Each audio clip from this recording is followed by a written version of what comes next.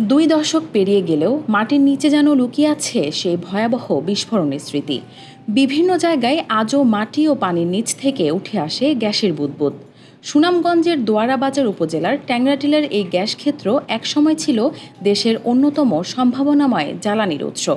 আগুনে পুড়ে যাওয়া সেই গ্যাস ক্ষেত্রের ক্ষত আজও বয়ে বেড়াচ্ছেন স্থানীয় মানুষ। তবে আন্তর্জাতিক আদালতের ক্ষতিপূরণের রায় ও নতুন কূপ খননের পরিকল্পনা আবারও জাগিয়েছে আশার আলো।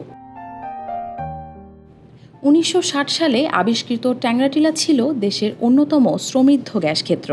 এখানকার গ্যাস সরবরাহ হতো ছাতক সিমেন্ট কারখানা ও পেপার মিলে। কিন্তু ২০০৫ সালের ৭ জানুয়ারি ও ২৪ জুনের দুটি ভয়াবহ বিস্ফোরণে শত শত ফুট উঁচু আগুনে পুড়ে যায় বিপুল পরিমাণ গ্যাস। ক্ষতিগ্রস্ত হয় হাজারো মানুষের ঘরবাড়ি, কৃষি জমি ও পরিবেশ।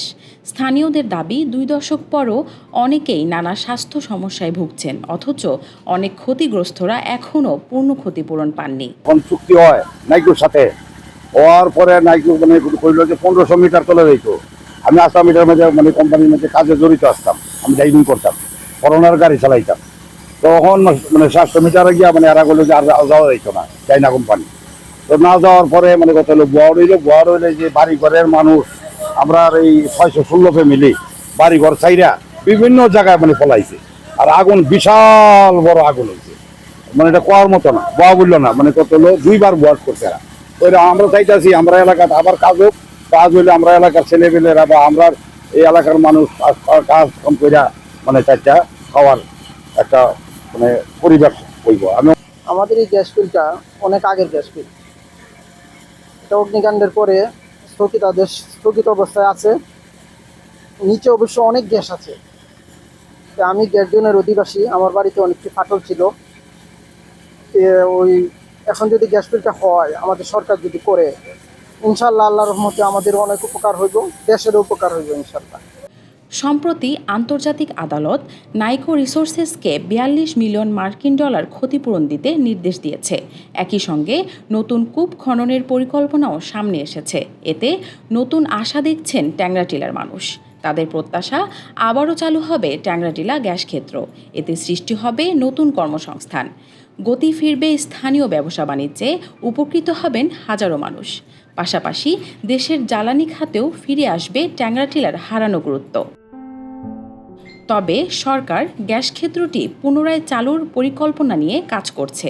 সেই পরিকল্পনা অনুযায়ী প্রয়োজনীয় প্রক্রিয়া এগিয়ে চলছে বলে জানিয়েছেন সংশ্লিষ্ট কর্মকর্তা। এটা আপাতত বন্ধ আছে, এতটুকুই বলতে পারি, এটা আপাতত বন্ধ আছে। এটা নিয়ে সরকার পরিকল্পনা করতেছে। সেই পরিকল্পনার আওতায় এই সরকারের পরিকল্পনা এবং সরকারি নির্দেশনার আলোকেই ওখানে ডেভেলপমেন্ট অ্যাক্টিভিটিস নেওয়া হবে। তো আপনারা তো জানেন সবাই যে আমাদের দেশে তীব্র গ্যাস সংকট।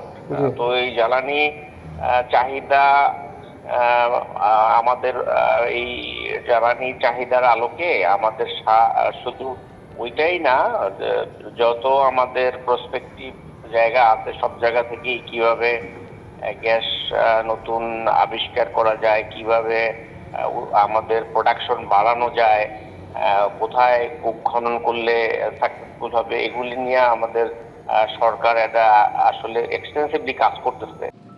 2 দশকের অপেক্ষা আর বিস্ফোরণের ধ্বংসস্তূপ পেরিয়ে ট্যাংরাটিলা এখন নতুন এক অধ্যায়ের অপেক্ষায়, যেখানে ক্ষতির দীর্ঘ ইতিহাস ছাপিয়ে ফিরে আসবে সম্ভাবনার নতুন গল্প।